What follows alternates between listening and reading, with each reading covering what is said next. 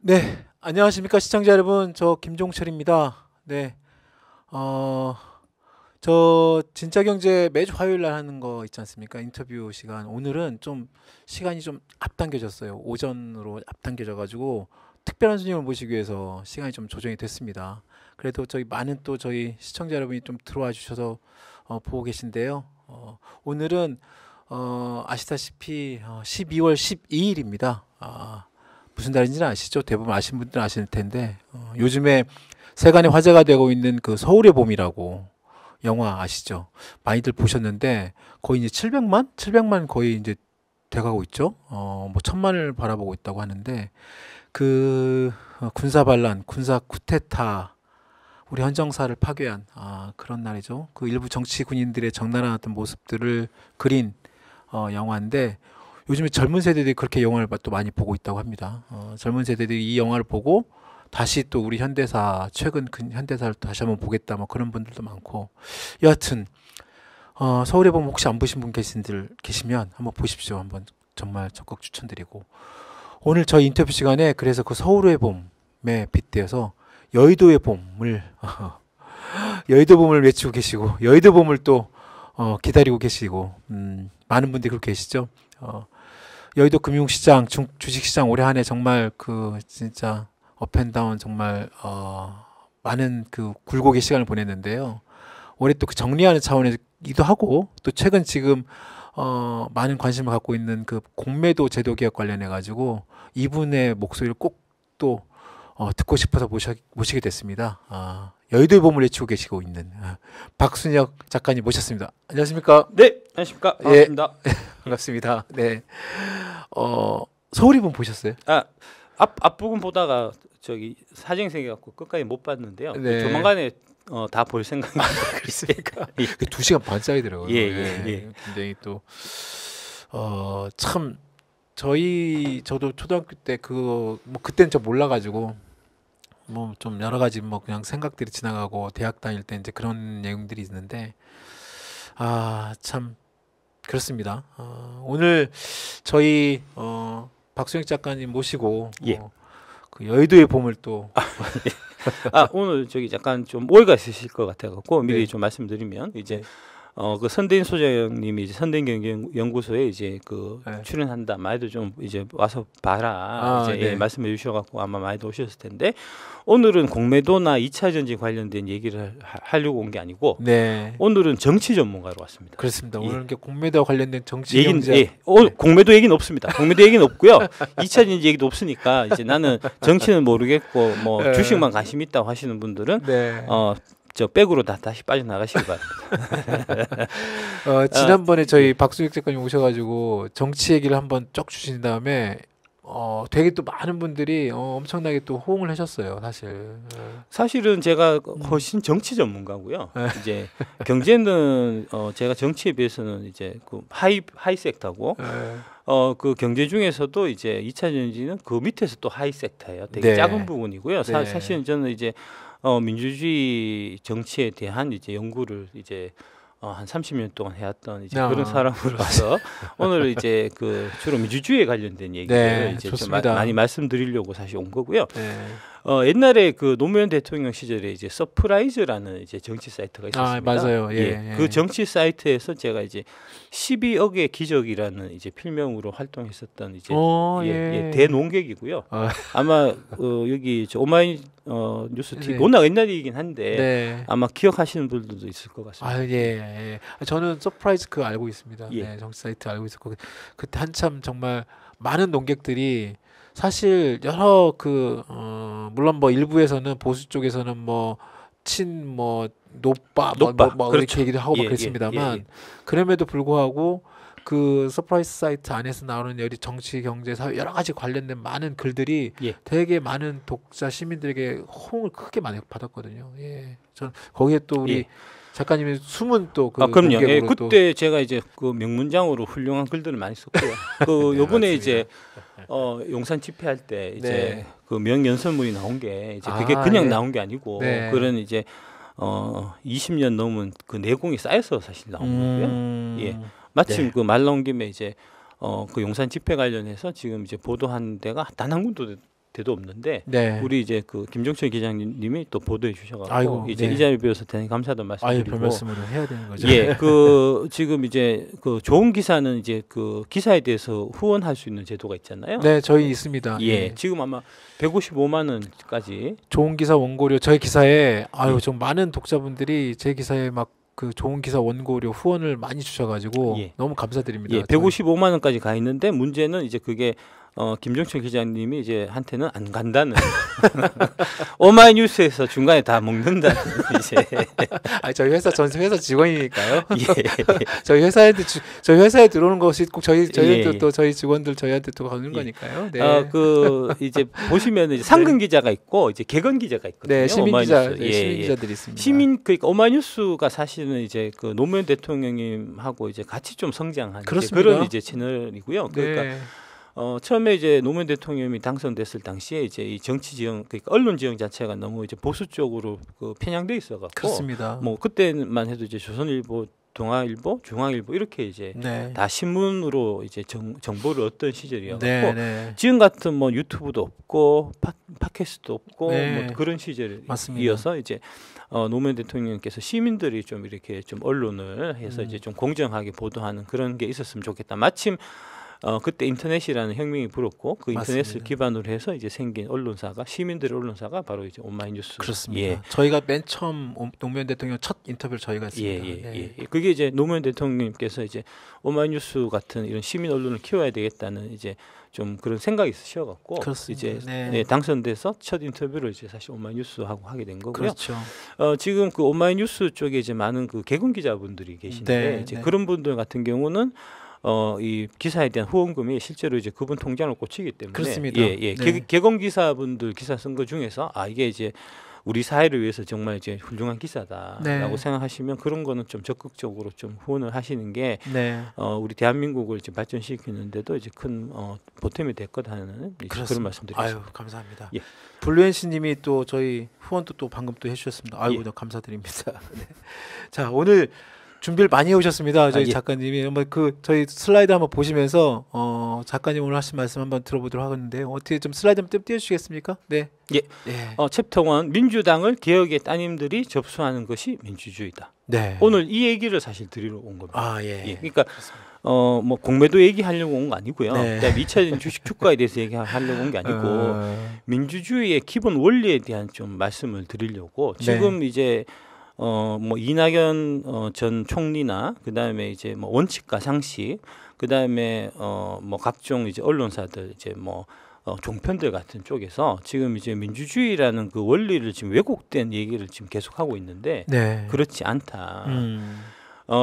개혁의 따님분들이 민주당을 접수하는 것이 그게 바로 민주주의다 하는 얘기를 이제 좀 드리려고 이제 시간을 제가 냈고요. 한번 쭉 넘기면서 말씀드리겠습니다. 보시겠습니다. 다음 장 한번 그 영화 얘기 하셔갖고 이제 영화 얘기 잠깐 하겠습니다. 이제 미국이 세계 최강대국이 될 수 있었던 비결이 이게 이제 라이언 일병 구하기라고 저게 1998년 아카데미상 5개 부분에 저거 되게 유명한 영화였죠. 전쟁 영화의 되게 고전이고 이제 스티븐 스필버그 감독 이제 톰 행크스 주연 저때 이제 라이언 일병으로 나온 사람이 맷 데이먼입니다. 맷 데이먼. 맷 데이먼 신인 때 이제 한 거고요. 전체적인 저거는 전체적인 이제 이 줄거리는 그 사형제가 이제 그 군대 전쟁에 다 들어갔는데 참가를 했는데 그 사형제 중에서 3형제가 다 죽고 마지막 남은 이제 막내 제임스 라이언 일병이 지금 이제 위기에 빠져 있다. 구해야 된다. 그렇게 해서 이제 이 라이언 일병을 구하기 위해서 이제 들어가는 이제 특공대가 들어가는 뭐 그런 형태고요. 이게 그 결국은 얘기하고 싶은 게 이제 미국의 정신. 국가는 국민을 지키기 위해서 존재한다는 그런 거를 이제 좀 그 밑바탕에 깔고 있는 거고요. 그래서 이제 미국이 국가가 국민을 지키기 위해서 존재하는 존재이기 때문에 그런 국가에 대해서 국민들이 충성을 바치는 이제 이게 지금 현재 미국이 세계 최강대국이 될 수 있었던 사실 비결이라고 볼 수 있는 거고요.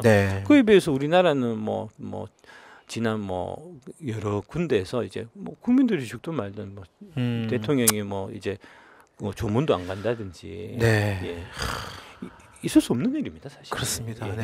국가의 제우선 과제가 국민의 생명과 재산을 지키는 거거든요. 그렇습니다. 예.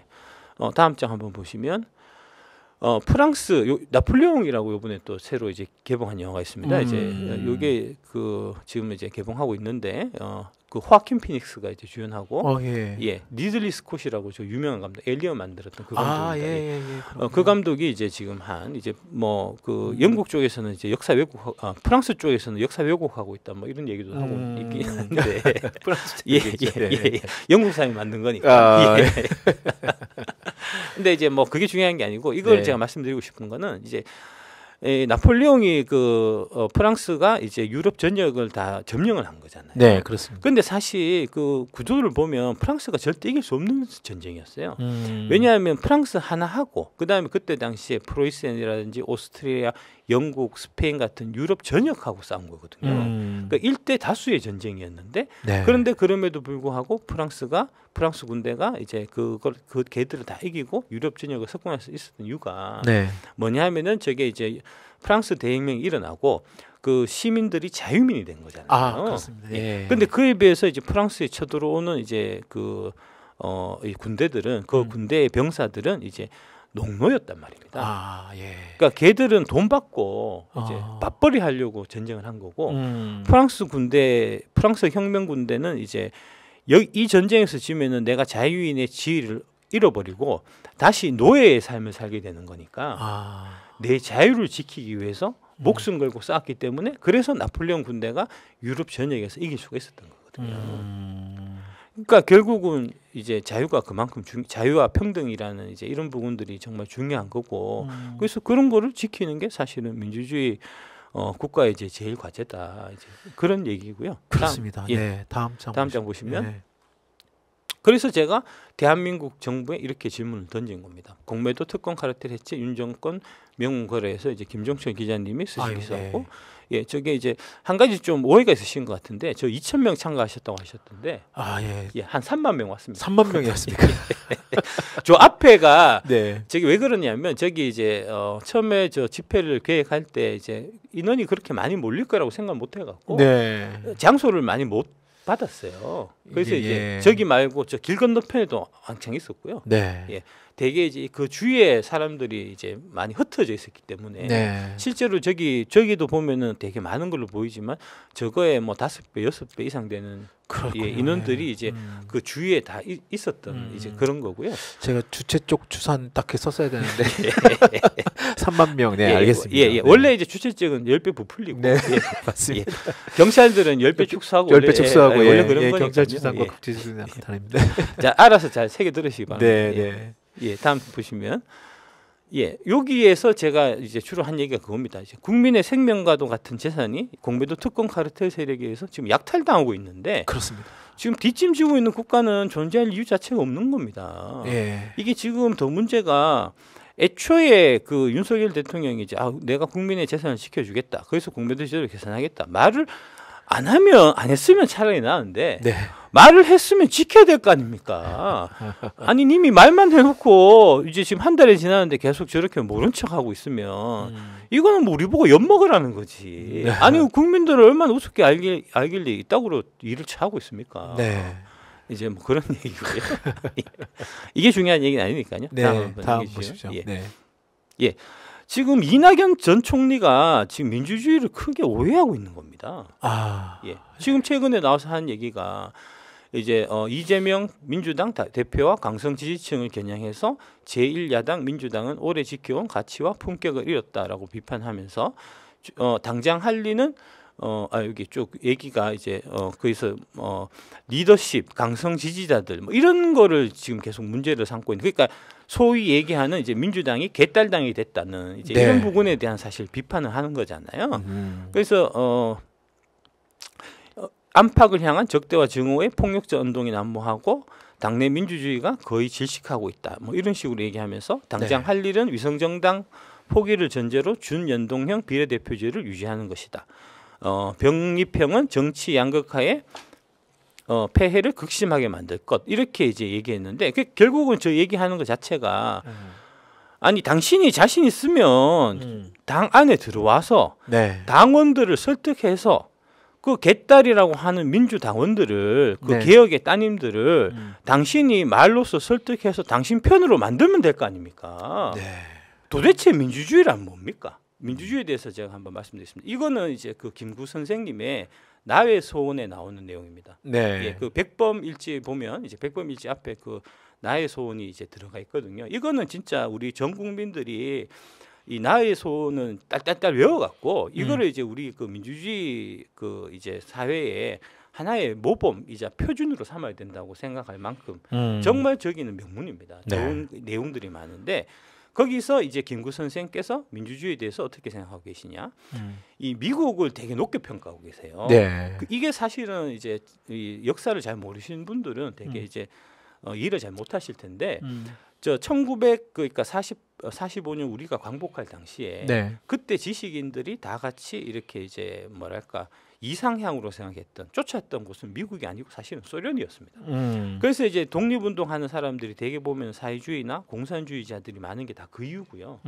그래서 이제 뭐 그런데 유독 김구 선생께서는 이제 이 나라의 모델이 미국식이 더 맞다라고 주장한 이제 되게 뭐랄까 이 독립운동하는 이제 여러 가지 이 약소국 이제 신생 독립국 중에서는 아주 드문 케이스고요. 네. 왜 그렇게 생각하셨냐면 이 민주주의, 자유의 힘 이런 부분들이 이제 그 국가를 강성하게 만드는 이제 주요 요인이라고 사실 생각하셔서 그렇게 얘기한 거고요. 민주주의는 뭐냐? 민주주의란 국민의 의사를 알아보는 한 절차 또는 방식이요. 그 내용은 아니다. 즉 언론의 자유, 투표의 자유, 다수결의 복종 이 세 가지가 곧 민주주의라는 겁니다. 네. 이러한 나라에서 국론을 움직이려면 그 중에서 어떤 개인이나 당파를 움직여서 되지 아니하고 그 나라 국민의 의견을 움직여서 된다. 이런 얘기거든요. 그러니까 결국은 언론의 이제 중요성 이제 그런 얘기를 지금 하고 계신 거고 민주주의란 절차와 방식이지 내용은 아니고 언론의 자유, 투표의 자유, 다수결의 복종 이 세 가지가 민주주의를 구성하고 있는 요체라는 겁니다. 그러니까 언론의 자유 관련해서 지금 이제 그 뭐 개혁의 따님들 그다음에 이제 양심의 아드님 분들이 지금 민주당 당 게시판에 와서 각종 얘기를 하고 말을 하고 그다음에 이제 그 뭐랄까 이제 소위 수박이라고 불리는 그런 의원들 찾아가서 의사 표현을 하고 하는 것들이 다 언론의 자유에 해당되는 거 아닙니까? 그런 부분이 과격하고 법을 어기고 있다고 하면 그러면 그 관련해서 법적 조치를 취하면 될 거잖아요. 아니 뭐 너 저거 그딴 식으로 하면은 뭐 다음 총선에 재미없다든지 너 그딴 식으로 하면은 밤길 조심해라든지 이런 얘기들 할 수 있는 거죠. 당원들이 의원들한테 그런 얘기 들으라고 의원하는 거 아닙니까? 그 꼬우면 그 말 듣는다고 당신들이 실제로 뭐 죽기를 하나 길 가다가 뭐 뒤통수를 맞기를 합니까? 아니 의원들이면 그 정도 이 뭐랄까 이제 좀 배포 같은 건 있어야지 의원할 수 있는 거잖아요. 그러려고 의원 한 명한테 이게 지금 9명인가 10명인가 보좌관을 붙여주고 그죠? 그리고 그 의원 한 명 움직이는데 국민 혈세가 수백억씩 들어간단 말입니다. 1년에. 그렇습니다. 그만한 돈을 받으면 그만한 책임을 져야 될 거 아닙니까? 그다음에 투표의 자유. 저기 민주당의 지금 이재명 당대표가 당선된 게 결국 당원들이 이제 정당하게 자유롭게 투표해서 그래서 그 결과로 당선된 거잖아요. 그러면 그 결과에 복종해야 될 거 아닙니까? 다수결에 복종해야 될 거 아닙니까? 아니 꼬우면 네가 선거에서 이기면 될 거 아니냐고. 당대표 선거할 때 더 열심히 해서 이기지 그랬냐. 졌으면 승복하고 이재명 체제를 따라야지. 뒤에서 왜 자꾸 뒷말들을 차고 있냐고. 뒷말들을 차고 있으니까 당원들이 찾아가서 너희들한테 항의하고 하는 거 아니냐고. 개혁의 따님의 말에 복종하는 것이 민주주의입니다. 다음 보시면 제가 생각하는 민주주의는 이런 겁니다. 이게 이제 사람인자잖아요. 사람인자가 세 명이. 사람이 옆으로 동등하게 있는 세상. 사람 옆에 사람 있고 사람 옆에 사람 있는 세상이 민주주의입니다. 자유롭고 평등한 시민들의 연합으로 이루어진 나라가 바로 민주주의입니다. 그럼 이 민주주의의 반대는 뭐냐? 다음 장 보여주시면 바로 이겁니다. 민주주의적인 권위주의입니다. 사람 위에 사람 있고 사람 밑에 사람 있는 세상입니다. 소수 엘리트가 다수 시민을 지배하는 나라 그게 바로 권위주의 국가입니다. 우리가 타파해야 될 대상이고요. 우리 민주당이 당연히 민주당의 정신이 저 권위주의를 타파하는 데 초점을 맞춰야 되는데 지금 얘기하고 있는 이낙연이나 원칙과 상식이나 이런 사람들은 저 권위주의적으로 지금 당을 움직이려고 하는 거 아닙니까? 네.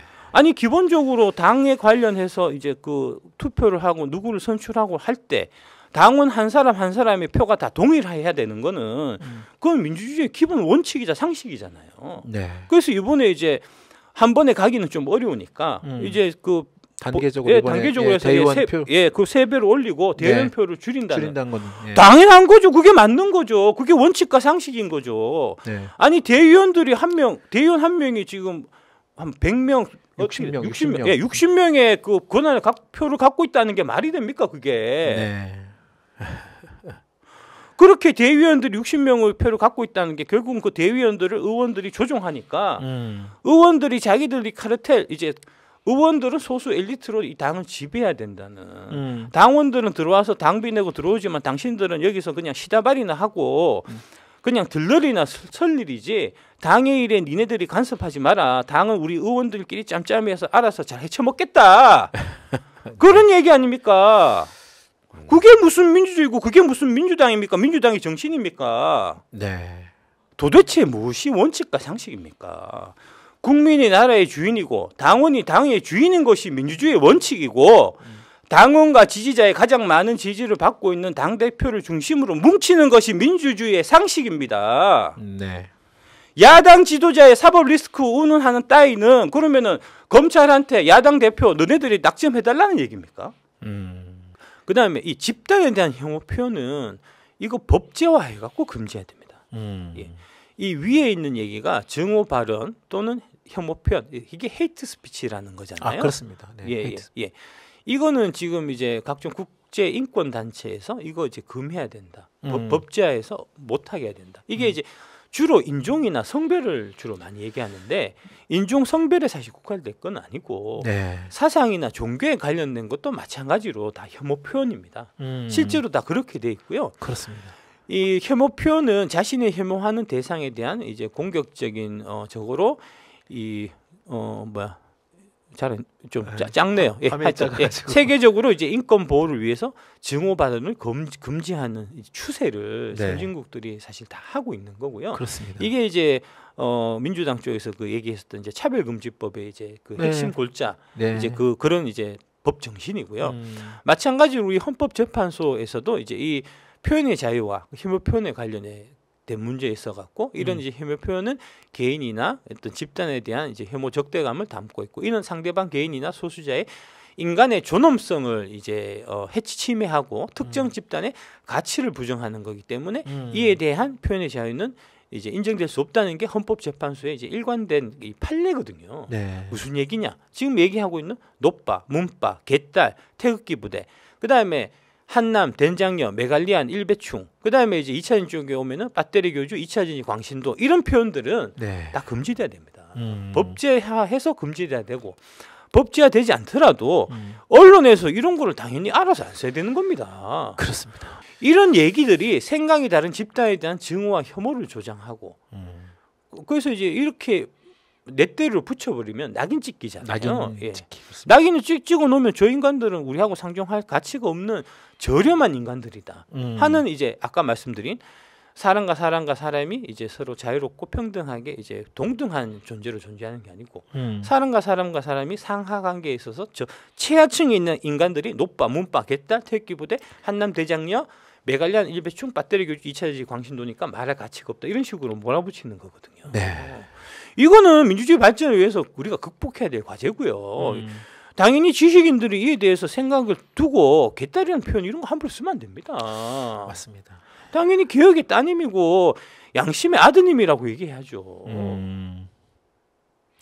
저 방금 말씀하신 이 혐오의 정치, 아까 헤이트 스피치라고 말씀도 하시고 했는데 이게 사실 최근 그 미국 그 지난 그 트럼프 대통령 당선 이후로 전 세계적인 약간 그런 우경화 추세에 같이 맞물려 가지고 혐오와 증오 이것이 맞물려서 그게 하나의 정치의 큰 어떤 마치 최근에 뭐 흐름처럼 최근에 예. 뭐 유럽 남미 쪽에 했던 그 예. 대통령 뭐 그 선거 과정에서 나온 것도 예, 보고 예, 최근에 뭐 네덜란드에서도 거의 미국 트럼프 대통령을 연상하는 총 다수 당이 또 많은 또 뭐 입지를 굳혔다고 하는데 하여튼 이런 게 사실 우리나라뿐만 아니라 전 세계적으로 좀 그런 문제가 많이 또 되고 있고 최근 또 그 하마스 전쟁 관련해 가지고 이런 종교, 인종 그다음에 이런 혐오 이런 것들이 굉장히 큰 문제가 되고 있긴 합니다. 그렇습니다. 네, 그 민주주의의 이제 기본 원칙 중에 하나가 이제 대화와 타협인데 그렇습니다. 상대방을 이제 문바, 노바, 개딸,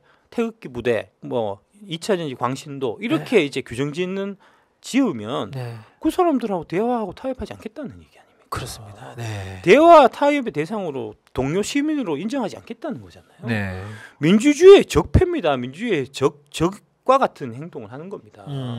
이재명 팬카페 개설자가 내가 만든 개딸 명칭 파괴하고 쓰면 정정보도 청구하겠다. 네. 잘하셨습니다. 잘하셨습니다. 이게 사실은 이제 우리 안에 내부적으로 뭐 남들이 개딸이고 부르든 양아라고 부르든 우리는 개혁의 딸이라고 생각하고 양심의 아들이라고 생각하겠다. 이런 이제 자부심의 이제 사실 표현인 거잖아요. 남들이 우리를 광신도로 몰아붙여도 우리는 우리가 옳다고 생각하는 길을 우리의 양심과 우리의 이 뭐랄까 사상이 옳다고 생각하는 길로 가겠다는 그런 의지의 표현으로 사실 개딸과 양아를 라는 이제 단어를 이재명 대표가 대선에서 지고 난 직후에 사실 만든 거잖아요.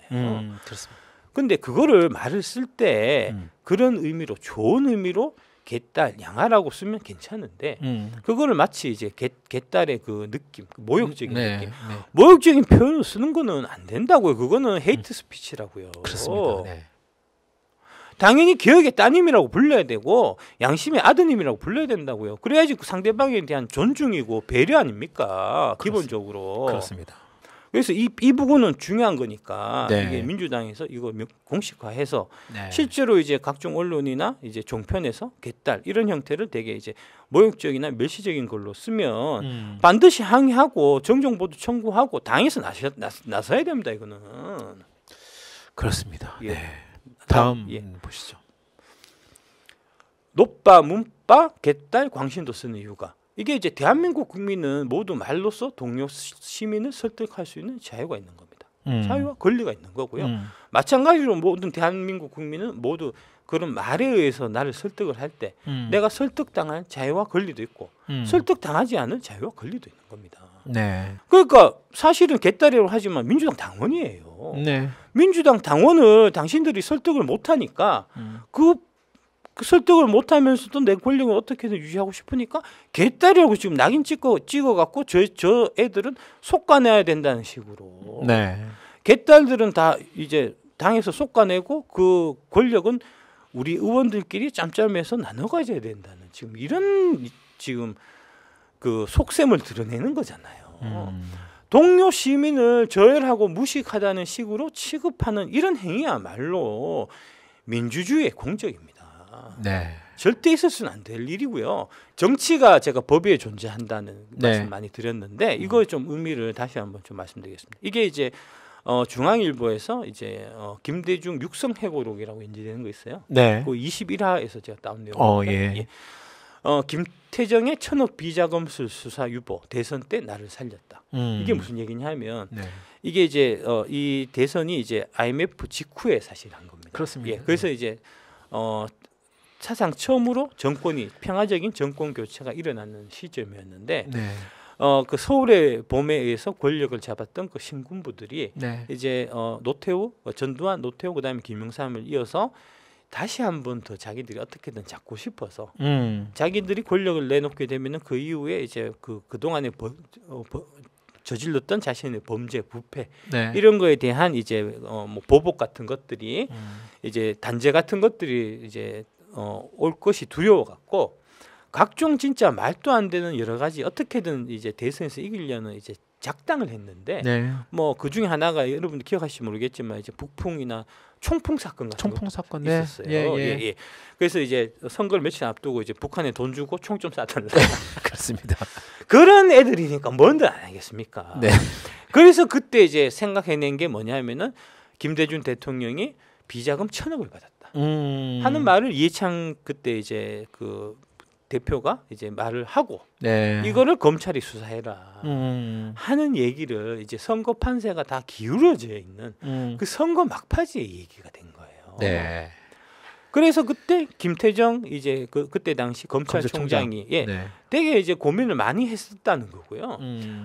그 검찰이 사실은 다 이제 한통속이었기 때문에 그때 당시에 이제 회의를 했는데 이제 다들 칩시다 이렇게 얘기했는데 김태정 검찰총장이 아니다. 이거 뭐 증거도 없고 이제 명확하지도 않은 건데 만약 이거를 갖고 우리가 수사를 해서 김대중 대통령을 이제 그때 후보를 낙마시키게 되면 밀란이 일어날 거다. 밀란이 일어날 거다. 네. 밀란이 일어났을 겁니다. 그러니까요. 그래서 결국 덮은 거고요. 이제 그래서 저 문제는 이제 선거에 영향을 못 미치고 그대로 김대중 대통령이 당선되게 된 이제 그런 겁니다. 다음 한번 보시면 다음 내용이 그런 내용이 나옵니다. 예.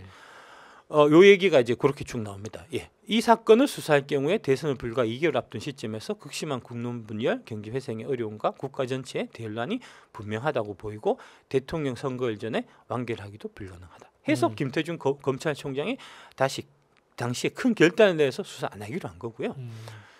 그러면서 결국은 이제 이 판세가 그대로 가서 김대중 대통령이 당선되고 이제 평화적인 정권 교체가 일어났던 거고요. 그다음에 저게 사실은 저게 말이 안 되는 게 정치 관련 비자금을 받았으면 만약에 김대중 대통령이 1,000억을 받았다고 치면 이해창은 1조 받았을 거예요. 그 이후에 통치자금 해갖고 전두환 노태우 대통령 몇천억씩 받아갖고 그 문제돼서 감옥 살았던 거잖아요. 네. 다 여당에 돈 대고 이제 보험으로 야당 정치인들 조금씩 주는 건데 그거를 10배 받은 여당은 가만히 두고 야당 정치인만 이걸 해서 걸어갖고 어쨌든 넌 불법이니까 해서 그거를 선거에 영향을 미치는 이게 말이 됩니까? 그러니까요. 알겠습니다. 다음 보실까요? 가시기 전에 요 얘기. 그래서 이제 이때 보면 여기 이제 보면은 그 김대중 해고록에 보면 여기 요 내용도 나옵니다. 이제 그때 노무현, 김원기, 유인태, 원혜영 등의 독자 행동을 하던 이제 국민통합추진회의 통추라는 사람도 있었는데 그 통추가 나중에 갈려갖고 김대중 대통령 편에 선 통추가 있고요. 그 다음에 이제 지금 현재 국민의힘 쪽으로 간 통추들이 있어요. 그렇군요. 예, 홍사덕이라든지 그 다음에 뭐 그런 분들이 이제 그때 통추에서 갈려서 이제 저 국민의힘 쪽으로 간 거고요. 요때에 그 통추 전에는 김대중 대통령하고 노무현 대통령 인연이 없었습니다. 원래 그렇군요. 이제 YS 이제 그쪽 받아서 이제 부산에서 처음에 국회에 난 거니까요. 그래서 이제 인연이 없었는데 88년 YS에 여기 나오지만 통일민주당으로 정계 입문했기 때문에 나와 당이 달랐고 별 조직도 없었다. 그러다가 그가 서울에서 국회의원을 하다 부산에서 출마하는 용기를 보고 높이 평가했고 그 다음에 김대중 대통령이 당선되고 난 다음에 이 노무현이라는 사람을 내가 한번 키워줘야 되겠다 해서 장관을 시킨 거예요. 해양수산부 장관. 그 얘기가 여기 그 육성 회고를 그대로 나옵니다. 편한 길을 놔두고 어려운 길을 택하는 용기에서 나를 본 것 같았다. 대통령이 된 뒤 영호남 화합 차원에서 그를 해양수산부 장관에 임명했고 장관 경력이 거의 대선 출마 때 도움이 됐다. 저때 쓴 책이 이제 저 해양수산부 장관 때 이제 그 장관 하시면서 이제 겪었던 이제 일화 리더십에 대한 생각을 쓰신 책이 그 이제 노무현의 리더십이라는 책이 있습니다. 그 책 아주 좋습니다. 그 책 같은 것도 한번 읽어보시면 도움이 많이 되실 김대중 거고요. 대통령이 노무현 그 일부에서는 노무현 전 대통령과의 어떤 그런 뭐 인연설 뭐 이런 일이 있었지만 실제 이 회고록 내용을 보면 전혀 노무현 대통령과는 알 수도 모르고 있던 원래 안면은 없었지만 보니 저 사람이 정말 훌륭한 사람이구나. 그러니까요. 과거에 나를 보는 것 같다. 그래서 실제로 김대중 대통령이 많이 키워주려고 하셨고요. 그러니까요. 그 국민통추 그다음 얘기가 좀 다음 한번 보시면 여기 나오는 이제 그 국민통합추진회의 얘기를 좀 하겠습니다. 국민통합추진회의는 1995년에 김대중 전 대통령이 그러니까 요 얘기하기 전에 이제 저거부터 얘기됩니다. 1987년에 이제 서울에 그 이제 직선제 헌법이 통과되고 그러면서 이제 민주진영이 당연히 이길 줄 알았는데 YS하고 이제 DJ가 분열됨으로 인해서 이제 노태우 대통령이 된 이제 그때 당시에 이제 양자가 이제 뭐랄까 그 합쳐야 된다 하는 쪽에 이제 그 나섰던 이제 일련의 이제 무리들이 네. 있었어요. 그게 네. 이제 뭐 노무현, 뭐 홍사덕, 그다음에 여기 나오는 뭐 쭉 있었고요. 네. 그래서 이제 그렇게 해갖고 이제 그 화합을 그 YSDJ 이제 통합을 뭐 얘기하고 하다가 결국은 이제 안 됐고 그다음에 쭉 흘러가서 그때 이제 좀 야인 생활을 하던 이제 이런 사람들이 그런 분들이 이제 모여갖고 이제 하루 동선이라고 이제 그때 고깃집 만들고 예, 막 그러고 하다가 네네. 나중에 이제 그 김대중 대통령 그러니까 이제 그 이후에 이제 그 이기택 이제 네. 총리가 이기택 이제 그 전 의원이 합쳐갖고 그 민주당 꼬마 민주당 이제 만들고 막 그러면서 이제 그 평민당하고 합쳐갖고 그러니까 3당 합당이 1990년에 일어나고 그 이후에 이제 그 이 평민당하고 김대중 대통령이 있었던 당하고 네. 그다음에 그 이제 통합을 외치면서 이제 빠져나와 있었던 꼬마 민주당하고 합쳐서 당을 이제 민주당을 다시 만든 거고요. 네. 그래서 이제 그 선거해 갖고 지고 난 다음에 김대중 대통령이 정계 은퇴를 선언하고 영국 유학 갔다가 이제 97년 선거를 2년 앞둔 시점에 다시 컴백을 하면서 정계 복귀하면서 이제 네. 국민의힘이라는 당을 만들었는데 네. 그때 이제 그 대열에 이제 참가하지 않고 이제 빠져나왔던 사람들이 바로 국민통합추진회의라는 거고요. 저 국민통합추진회의가 1995년에 김대중 전 대통령이 정계 복귀를 선언하고 새정치국민을 창당하자 이에 합류를 거부하고 야권 분열 반대 및 지역주의 극복 등을 주창하며 결성한 모임. 이때 김원기 의원이 대표를 맡았고 네. 노무현, 김정길, 이철, 박성무, 원혜영, 이미경, 이강철, 김원웅, 최정구, 재정구, 이수인, 김홍신, 김부겸, 홍사덕, 뭐 홍기훈, 김원웅 이런 분들이 다 여기 있었고요. 네. 이 통추 회원들이 이제 대선 앞두고 갈라졌어요. 내분 분란이 있어갖고 이게 합치 3당 그러니까 삼김 정치 종식을 주장하는 파가 있었고 네. 아니다 평화적 정권 교체가 중요하다는 파가 있었고 그래서 평화적 정권 교체가 중요하다고 주장했던 파들이 이제 국민의힘 쪽으로 가서 그러니까 회의 쪽으로 가서 그래서 이제 김대중 대통령한테 도움이 됐던 아까 그 얘기고요. 네. 그때 노무현 대통령이 처음으로 이제 김대중 대통령하고 당을 같이 하게 된 그렇군요. 이제 그런 계기인데 그 당시 새정치국민회의 새정치국민회의 예, 그렇습니다. 예, 그렇게 되는 건데 여기서 우리가 볼 수 있는 게 뭐냐 하면 결국 누가 옳았냐 하면 당을 깨고 그다음에 했던 거는 사실은 김대중 대통령이 약속을 다 어긴 거고 네. 그러나 그럼에도 불구하고 그 길이 맞는 거예요. 왜냐하면 우리나라 대한민국 정치 체제의 특성 때문에 그렇습니다. 우리나라의 정치 체제는 제왕적 대통령제라고 할 수 있습니다. 네. 이게 국민들이 원하는 거예요. 리더와 국민이 1대1로 거래하는 이거를 선호하는 겁니다. 이건 왜 그러냐면 역사적인 전통 때문에 그렇습니다. 네. 우리가 이제 고려 때 광종 때 이게 이제 과거 시험이 채택이 되면서 그때부터 중앙 집권적인 사회였어요. 네. 이제 제왕적 그러니까 대통령이 팔도를 관할하는. 그러면 광종 때부터 보면은 지금 거의 한 1000년 된 거거든요. 네. 1000년 동안 중앙 집권 체제를 유지했던 나라가 잘 없습니다. 예. 그렇군요. 예. 독일은 왜 의원내각제냐? 독일은 1990년대까지 다 뿔뿔이 흩어져 있었어요. 바이마르 공화국의 그 이제 그 철혈제상 비스마르크 네. 역사책 배우잖아요. 예. 그때 통일된 거고요. 예. 그러니까 통일된 지 지금 150년도 안 됐어요. 독일은. 그러니까 그 전통이 그대로 이어져서 이제 각 지역별로 분할돼서 다양한 이제 정파가 있는 의원 내각제로 다당제로 가는 게 당연한 거고 네. 역사적인 네. 맥락에서. 그렇죠. 이탈리아도 지금 의원 내각제잖아요. 그렇습니다. 이탈리아도 통일된 지 얼마 안 됐습니다. 이제 그 통일된 게 1900년대 뭐 이럴 때 가리발디가 이제 해서 역사책이 다 배우잖아요. 다 배워도 그게 다 그 의원 그 뭐지 작가님 다 기억은 못 합니다. 예. 그래서 네. 그런 흐름, 역사적인 흐름 속에서 네. 사람들이 느낀단 말입니다. 나는 대통령하고 직접 거래하는 게 좋아. 이게 이제 뭐 독일 같은 경우는 다 지방 영주들끼리 다 이제 짜갈려져 있었으니까 다 네. 의원 내각제가 나는 좋아. 일본도 마찬가지고요. 일본도 지방 영주들이 계속해서 이제 분할하면서 계속 전쟁하고 했던 거니까 당연히 의원 내각제가 일본의 이제 네. 국민들의 취향에 맞는 거고 반면에 이제 우리나라는 프랑스 같은 경우 프랑스. 프랑스가 이제 대표적으로 유럽에서는 대통령제가 되게 강하면서 양상되잖아요. 그렇습니다. 프랑스가 되게 중앙 집권이 오래된 나라예요. 네. 그 태양왕 루이 14세부터 프랑스는 통일돼 있었고요. 그러면서 이제 파리에서 다 전국을 다 강화하는 이 중앙 집권 행정 조직이 가장 잘 돼 있었던 나라가 유럽에서는 프랑스거든요. 네. 그 전통대로 대통령제를 하는 겁니다. 그래서 그래서 우리 국민들은 제왕적 대통령제를 좋아해요. 반면에 이제 의원들이나 그다음에 이제 엘리트들은 당연히 의원 내각제 좋아하겠죠.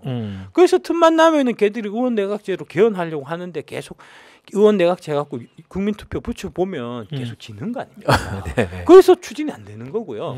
의원 내각제 하면 다들 싫어하니까 말을 조금 꼬아서 이원 집정부제 이런 거 하는 거 아닙니까?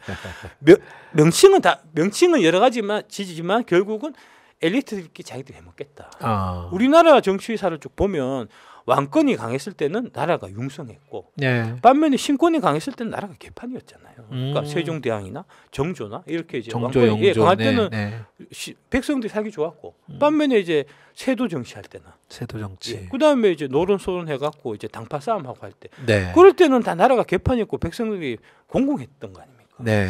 그러니까 그런 역사적인 전통이 있기 때문에 우리는 제왕적 대통령제를 좋아한다고요. 그 길로 간다고요. 그러면 그런 차원에서 보면 그러면은 국회는 뭐냐? 거수기예요. 그다음에 앞으로 이 사람이 의정 활동하는 걸 보고 우리가 이 사람이 대통령 후보가 될 만하냐 하는 지도자 후보로만 사실 필요한 거고요. 나머지는 존재 이유가 없는 겁니다. 그 국회는 뭐 해야 되냐? 대통령 뜻 잘 따라야 되고 그다음에 이제 야당에서는 당대표 이재명 당대표 뜻 잘 따라야 됩니다. 이재명 당대표 시키면 시킨 대로 하라고. 당원들과 국민들과 지지자들이 다 그런 걸 바란다고요. 네. 다음 한번 보시면 다음 내용. 예. 민주당이 이재명 당으로 국민의힘이 윤석열의 힘으로 재편되는 것이 민주주의 원리에 부합한 겁니다. 왜냐하면 제왕적 대통령제고 국민들이 그걸 바라기 때문에 그런 겁니다. 네. 이게 제가 월간조선 뉴스룸 기사를 갖고 온 건데 이제 월간조선 뉴스룸이니까 또 싫어하실 분이 있어요. 그거는 좀 신경 쓰지 마시고 내용이 좋으니까. 네, 내용을 보실 분들. 예, 김영준 명지대 교수께서 이제 이거 글을 올리신 거예요. 네. 지금 현역 물갈이 많이 하는 당이 승리 가능성 높다. 공천이 총선에 미치는 영향에서 현역 물갈이 많이 하는 당이 승리 가능성이 높다는 얘기고요. 여기 어떤 내용이 나오냐 하면은 이제 한나라당 이해창 총재가 2000년 16대 총선을 앞두고 이 공천 학살한 그 내용이 나와 있습니다. 아하, 예. 저때 이제 허주라고 이제 김윤한 의원이 그때 당시에 이제 뭐 계속해서 대통령을 이제 배출하는데 YS가 대통령 되고 하는 뭐 그런데 이제 노태우도 마찬가지고 큰 역할을 했다고 해서 이제 허주라고 되게 이제 나름 네임드였고 이제 뭐랄까 이해창도 많이 돕고 한 그런 사람이거든요. 네. 그런데 그럼에도 불구하고 이해창이 자기 말 안 듣는다고 김윤환부터 시작해서 이기택, 신상우 같은 되게 이제 지금으로 보면은 뭐 이낙연 같은 그런 급이에요, 사실. 되게 높은 급입니다. 저쪽에 보면은 뭐 장제원이나 그다음에 이제 누구죠? 저기 강릉의 권성동 같은 그런 급입니다. 네. 나름 의회에서는 당내에서는 되게 한가닥하고 그 밑에 따르는 의원도 되게 많은 그런 의원들을 공천해서 배제를 한 겁니다. 이게 이제 이른바 2.18 금요일의 대학살 공천이고요. 이때 이제 탈락하니 이 사람들이 야 내가 그래도 한가닥하고 저기 조선일보 만나면 우리 저 조선일보 편집장하고 내가 밥 먹고 사우나도 가고 하는 사이인데 네가 감히 나를 쳐 이렇게 해서 나가서 당을 만든 게 그게 바로 민국당입니다. 아, 네. 예. 그래서 이제 비주류 중진들이어갖고 그 빈자리를 지금 원희룡이라든지 오세훈 같은 사람들이 들어온 거고요. 네. 예, 물갈이해서. 그래서 공천에서 탈락한 이들이 탈당해서 새천년 민주당 탈당파인 김상현 등 다수의 전현직 국회의원들 저기 아마 그때 20-30명 모였을 거예요. 현직만. 네네네. 그래서 민국당을 만들었는데 만들어서 20-30석 의원석 있으니까 뭐 적어도 20-30석 가겠지. 최소한 이제 원내 교섭단체 정도는 만들 수 있겠지. 그러면 이제 제3정당으로서 이제 캐스팅 포트를 할 수 있겠지라고 출발했지만 실제로 선거해 보니까 춘천시의 한승수 후보 1명, 네. 전국구에서 1분 강숙자 후보 1명, 딱 2명 당선되는데 끝이었다는 겁니다. 아, 네. 이게 제왕적 대통령제를 선호하는 우리 국민들의 이 뭐랄까 그런 선호 때문에 생기는 현상이라고요.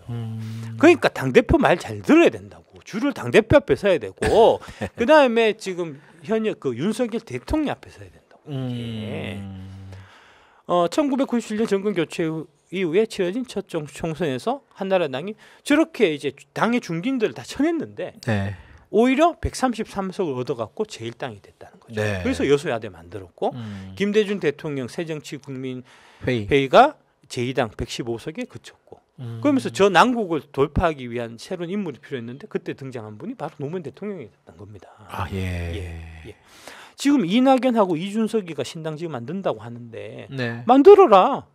만들면 민국당 꼴 날 거다. 한두 석 얻기 어려울 겁니다. 그렇군요. 이거는 역사적으로 우리 정치 역사에서 투표로서 계속해서 반복됐던 거예요. 네.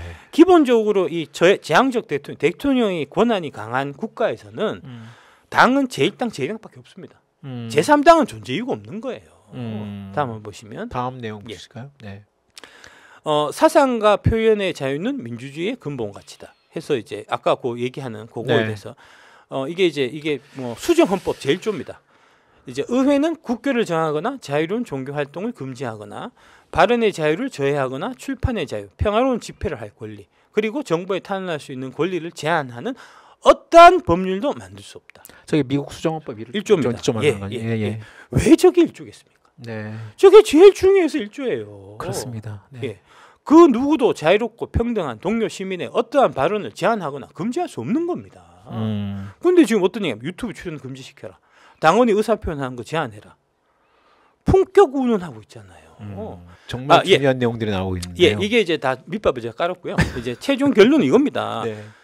이낙연, 이준석을 위한 연동형 비례대표제는 민주주의 원칙에 원하는 겁니다. 지금 이제 연동형 비례대표제를 자꾸 주장하는 사람들이 있는데 절대 안 됩니다. 다시 과거처럼 병립형 비례대표제로 돌아가야 된다는 그 얘기입니다. 다음 보시면 다음 내용. 예. 민주 병립형 비례제 회기 놓고 개파 갈등이 고조되고 있다. 진보 정당 제3지대도 반발한다. 이거 뭐 다 아시겠지만 네.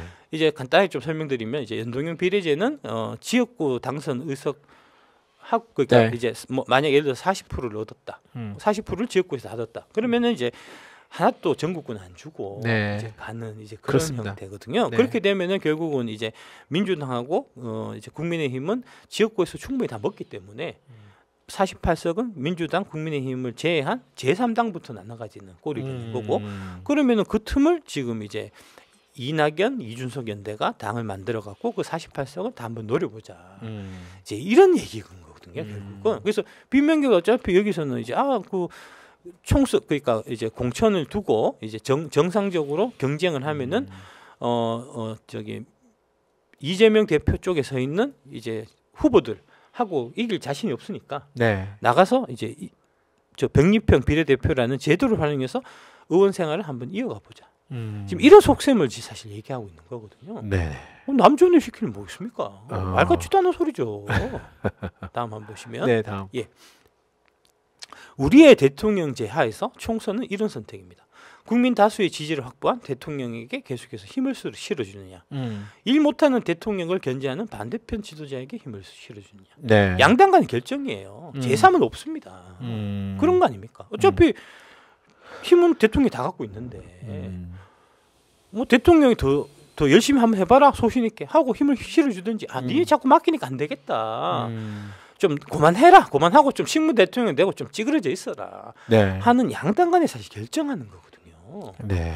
제3정당, 군소정당은 존재의 이유가 미약하고 이게 결국은 이제 대통령 제안에서 자연스럽게 양당제로 기결된다. 이게 이제 미국이나 프랑스나 영국 같은 게 영국은 의원 내각제인데 그렇지만 양당제를 하고 있는 이제 그런 거고요. 그렇죠. 연동형은 의원 내각제나 어울리는 방식입니다.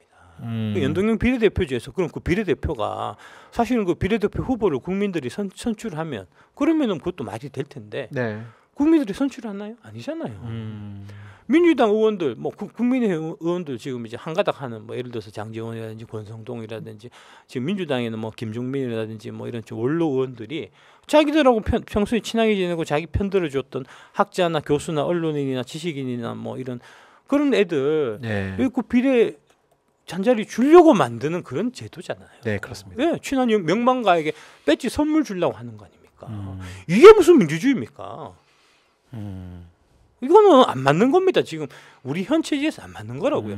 실제로 이제 그 지난 총선에서 이제 그런 뭐 위성 정당 논란이 있었지만 해서 막 많이 이제 그런 저기 비례대표에서 들어왔는데 그 들어온 의원들 중에서 사전에 우리 국민들 투표한 사람들 알고 투표한 사람이 누가 있습니까? 갑자기 와서 이 사람은 좋은 사람이다 찍어라. 아씨 찍기 싫은데 국민이 한나라당 못 찍으니까 어쩔 수 없이 찍은 거 아닙니까? 솔직히. 네. 그런데 뭐 이런 제도가 왜 필요했습니까? 이거 다 엎어버려야죠. 총선 방세에 대해서 잠깐 말씀드리면 네. 지금 강서구 참패 때로 회기가 됐습니다. 120대 180입니다. 지금 현재. 민주당은 지금 수성해야 될 입장이고 국민의힘은 공성해야 될 입장입니다. 이 인구 역학하고 그다음에 조직에서 민주당이 지금 유리한 상태입니다. 그래서 그 얘기는 결국 국민의힘의 바람몰이를 주의해야 된다. 이렇게 이제 세 가지로 정리해서 말씀드릴 수 있고요. 네. 다음 보시면 다음이요? 예.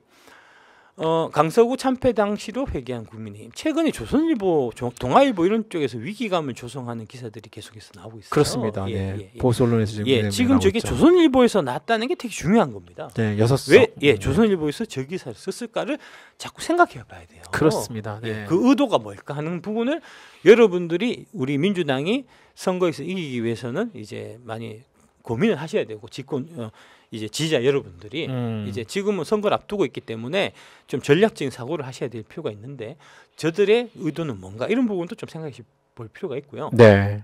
저는 아직 잘 모르겠습니다. 왜 그러는지. 하여튼 조선일보에서 나온 거고요. 네. 투표를 보면 2020년 4월 15일 총선 당시에 미래통합당이 8석을 먹었다. 민주당이 41석을 먹었는데 지금 국민의힘이 시뮬레이션 돌려보니까 8석이 아니라 6석이더라. 네. 저 때보다 지금 더 안 좋다는 얘기고요. 뭐 이준석 전 대표는 뭐 4석 예. 정도다 뭐 이렇게까지도 얘기합니다만. 이준석이 그 얘기한 거는 그 국민의힘 쪽에 있어봐야 이제 너희들 그 비전 없으니까 빨리 탈당하고 나와서 그러니까요. 내 밑에 오면 내가 백립행 비례대표 갖고 그래서 의원 자리 하나 줄게라고 하는 얘기죠. 그렇지요. 네. 다음 화면 보실까요? 예. 네.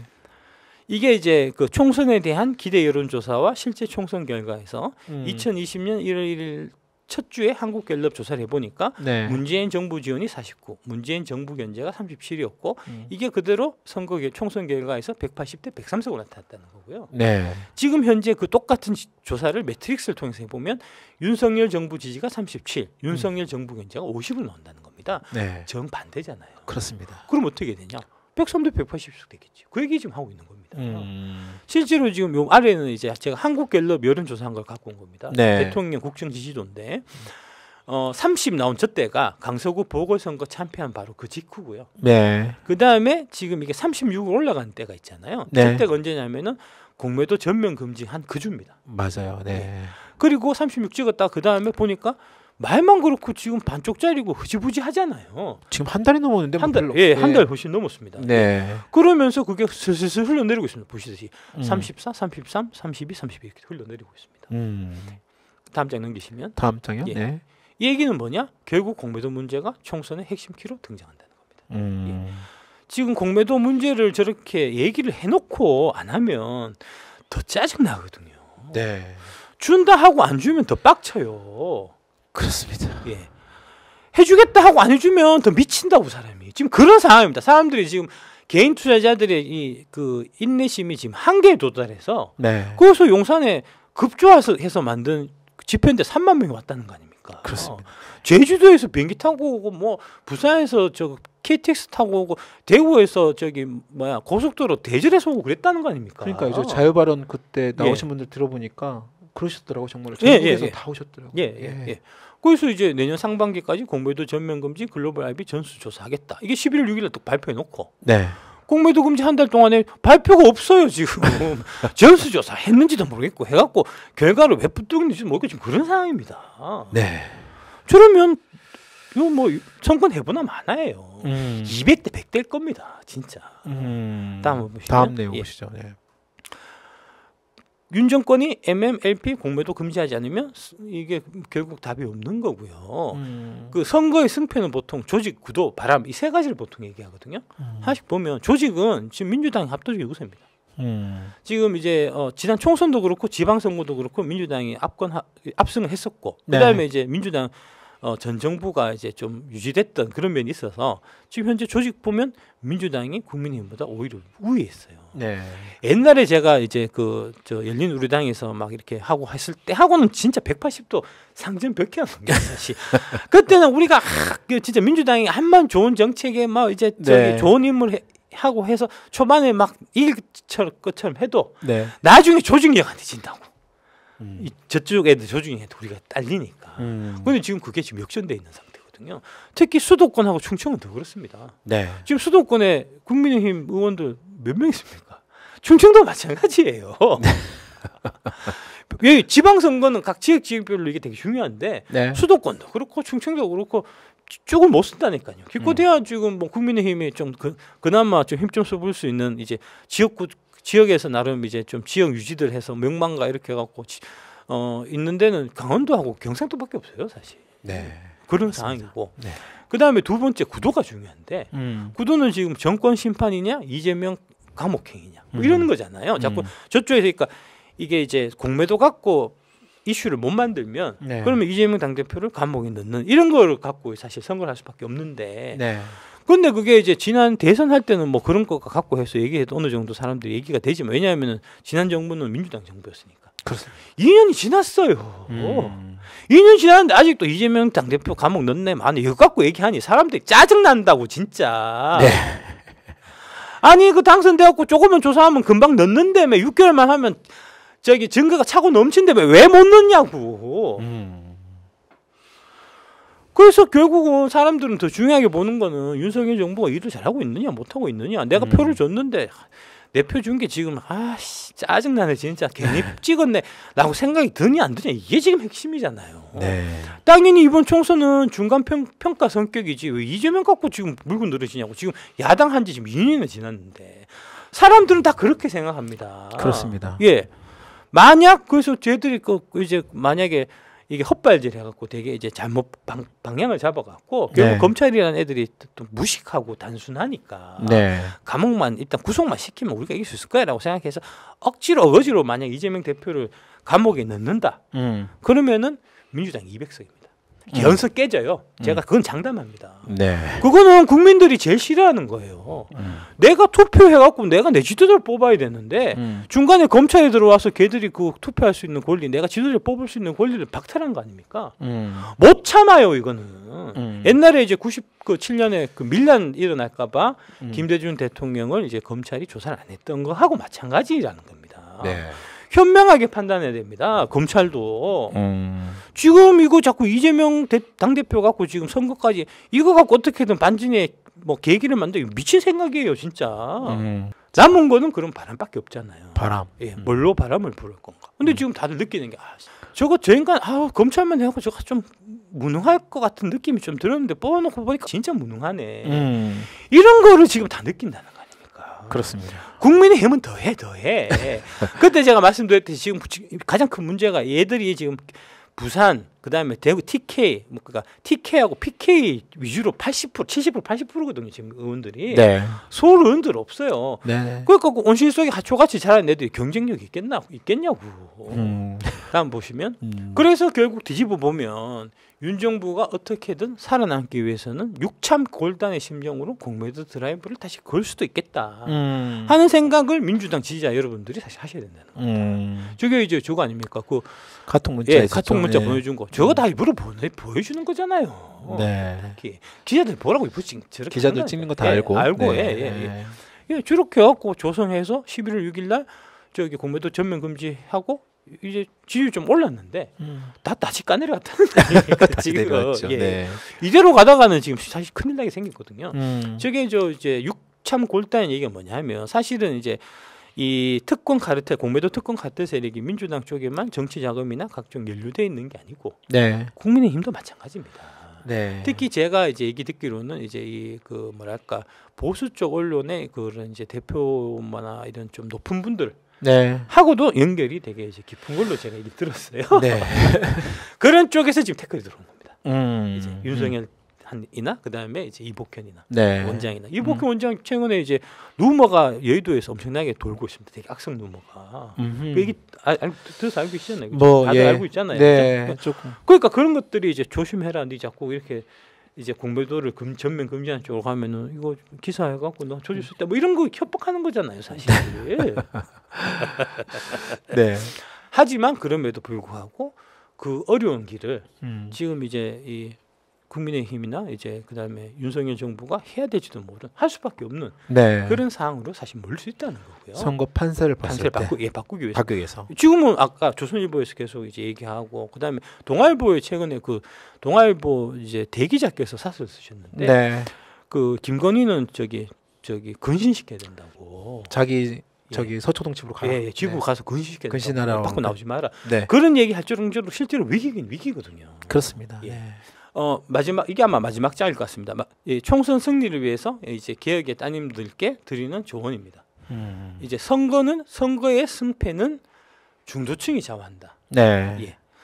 이념 성향보다는 실용적 아젠다가 중요하다는. 그래서 대주주 30억 상향 이런 문제를 선거 전에는 그냥 이거 갖고 그냥 이제 뭐랄까 왜 그 부자 감세를 하냐 이런 네. 식으로 이제 이념적으로 접근해도 뭐 크게 관계가 없지만 선거를 앞두고는 그런 식으로 접근하면 안 된다는 겁니다. 그렇습니다. 왜냐하면 저 대주주 10억 원 때문에 실제로 피해를 보는 사람들이 있고 그 사람들이 중도층이고 캐스팅 보트이기 때문에 그 표를 한 표라도 더 땡겨와서 민주당을 찍게 만들려면 괜히 거기에 원수 질 이유가 없어요. 네. 예. 아니 뭐랄까 이제 그 진보의 이념을 위해서 이제 정책을 하고 법안을 제정하고 하는 거는 선거 한참 전에 하면 되고 네. 선거를 앞두고 할 때는 당연히 각종 이익 단체들의 입맛에 맞는 정책도 사실 해야 네. 한 표가 아쉬운 거 아닙니까? 그 사람들을 굳이 우리 편으로 안 끌어들인다고 하더라도 굳이 척져갖고 상대편을 찍게 할 이유가 없는 거거든요.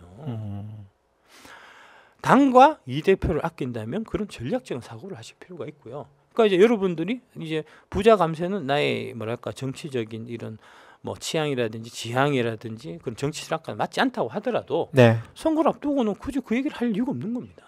네. 선거 승리를 위해서는 본심을 숨길 필요도 있다는 거고요.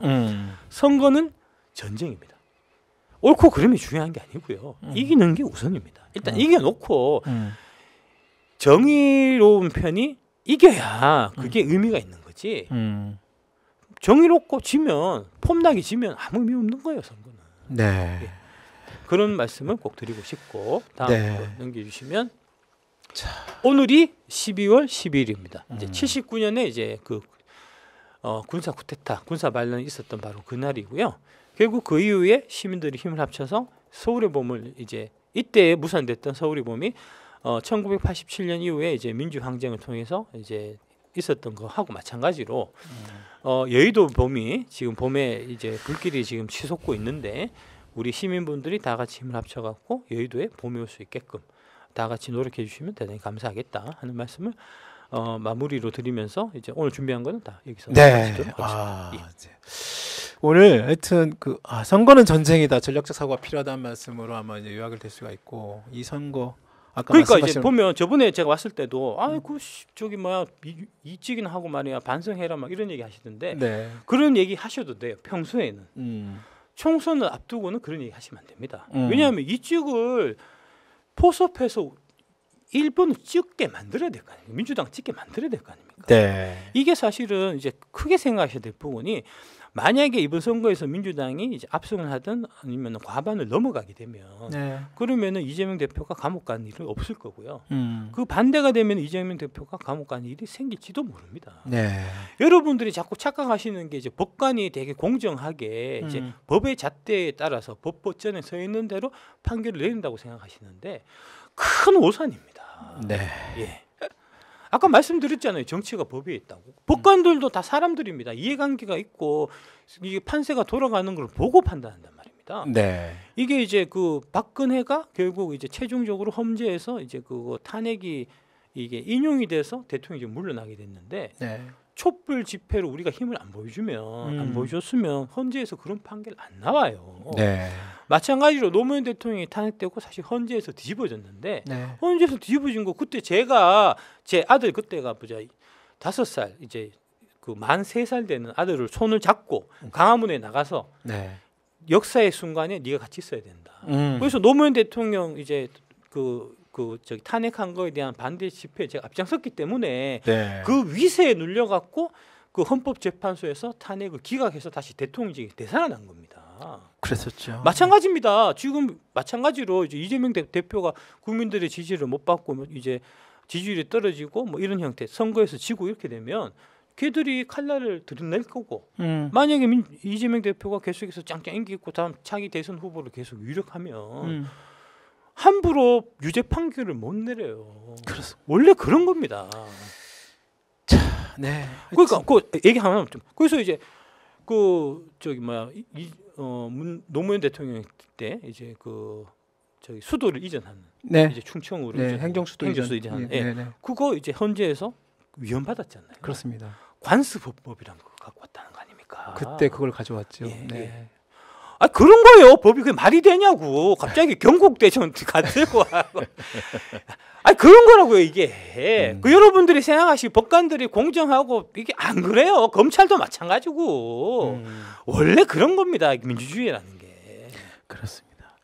저희 그때 방금 그 행정수도 이전 관련 말씀을 주셔서 갑자기 생각이 났는데 그 당시에 저희 오마이뉴스에 이제 아까 뭐 개원 기자로 표현을 하셨지만 우리 저희 시민 기자제도 시민 기자 누구나 모든 국민들이 다 저희 사이트에 가입하셔서 글을 쓸 수 있도록 그리고 사실 지금 유튜브 채널도 어떻게 보면 방송판 오마이뉴스와 다름없어요. 모든 사람들이 다 방송을 할 수 있고 모든 사람들이 방송 기자인 것처럼 그걸 맨 먼저 저희 오마이뉴스가 같이 했고 또 우리 박 작가님도 그 당시에 뭐 같이 뭐 서프라이즈라는 또 그 사이트를 통해서 또 많은 글도 쓰셨고 하셨지만 그때 행정수도 이전 때 그때 아마 도울 김용옥 교수 그분이 저희 시민 기자로 가입을 하셔가지고 그때 어마어마한 또 명문을 남기셔가지고 그 당시에 좋은 기사 원고료가 몇 천만이 들어왔어요. 그때는 저희 회사로 가지 않고 저희 김용옥 근데 이거 체질을 바꿔야 되겠구나. 김용옥 교수가 근데 그 돈을 너무 그 시민들이 보내준 그 좋은 기사 원고료를 당신이 또 하지 않고 또 그걸 또 좋은 곳에 좋은 곳에 또 그걸 또 기부하시고 또 쓰시고 그랬는데 하여튼 그렇게 그 당시에 그런 일이 있었고 방금 말씀하신 것처럼 그 시민들의 힘 그다음에 그 촛불 혁명도 마찬가지입니다만 그 촛불 시민들 그다음 시민들의 그런 아주 조그만 그 생각과 힘이 하나 뭉쳐서 아까 말씀하신 정치가 법 위에 있다는 그런 부분도 그러니까 다 지금 현재 맞죠. 좋은 말씀. 제가 정치가 법 위에 있다는 거를 처음 깨닫게 해주신 분이 바로 그 도울 선생님이시고요. 그때 말씀하신 그 오마이뉴스 때 바로 그겁니다. 그때 어떤 칼럼을 쓰셨냐면 민중의 함성이 헌법이다라고 쓰셨어요. 예, 맞아요. 그걸 보고 제가 진짜 머리를 딱 맞은 것 같았어요. 아 그렇구나. 그러니까 우리가 자꾸 법이라는 거, 그 높은 사람들이 법이라는 걸 만들어 놓고 밑에 사람들 지켜라. 이거는 전형적인 권위주의인 겁니다. 네. 법이라는 거, 헌법, 법률 이런 것들이 사실은 이제 구현하고자 하는 거는 정의잖아요. 그렇습니다. 정의라는 거는 시민들이 규정하는 거잖아요. 네. 시민들이 이게 정의롭다라고 다수가 합의한 그게 정의거든요. 그 정의에 맞지 않는 법률은 그건 잘못된 겁니다. 악법이니까 악법은 법이 아니고 악이고요. 그러니까 그런 얘기를 이제 그 도울 김용옥 선생님께서 그때 명칼럼 맞습니다. 민중의 함성이 헌법이다. 바로 그 얘기입니다. 그 제가 얘기하는 다 그런 맥락이거든요. 그렇군요. 자, 오늘 저희 찐경제 플러스 특별 인터뷰 특별 시간에 저희 박순혁 작가님 모시고 민주주의, 정치 정말 오늘 뭐 이태리 가고 프랑스 가고 독일 가고 뭐 완전히 세계사 갔다가 국사 갔다가 근데 정말 경제 쪽 그 2차 전지 산업뿐만 아니라 이쪽 금융시장에 오래 계셨지만 정치 쪽에 또 이런 그 인사이트와 또 그 맥락을 정확하게 짚어주는 것도 아마 잘 들었을 거라 생각이 됩니다. 저희 시민들, 저희 독자들 반응도 정말 뜨겁고요. 하여튼 오늘 이 점심시간 여기 댓글에 배 안 고프세요? 막 그런 말씀도 주셨는데 벌써 점심시간이 훌쩍 지났습니다. 저희 시청해주신 여러분 너무 감사드리고요. 오늘 박 작가님도 긴 시간 고생하셨고 좋은 말씀 너무 감사드립니다. 저희 또 자주 또 뵙도록 하겠습니다. 네, 감사합니다. 네, 자 저희 인터뷰 마치고요. 저희 또 다시 2시에 또 뵙도록 하겠습니다. 고맙습니다. 네, 감사합니다.